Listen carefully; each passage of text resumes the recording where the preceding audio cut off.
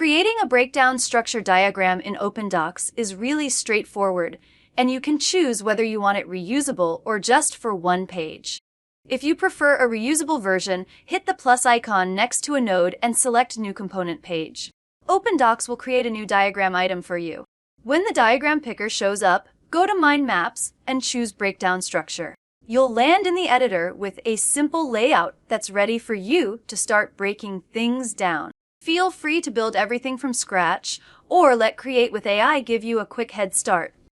Just keep in mind, AI will replace whatever is already on the canvas. Once the draft is generated, you can shuffle the items around, adjust the hierarchy, and expand the structure until it fits your project perfectly. When you're happy with it, click Save, then use the back arrow to return to your page.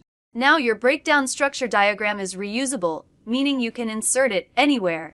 To add it to a page, edit the page, click Insert, choose Mind Maps, and select Import Existing. Pick your diagram, and it'll be placed right onto the page. If you only need the diagram on one page, you can also create it directly. Just click Insert, choose Mind Maps, and select Breakdown Structure. The editor opens, and you can build the structure manually or let AI generate a starting point.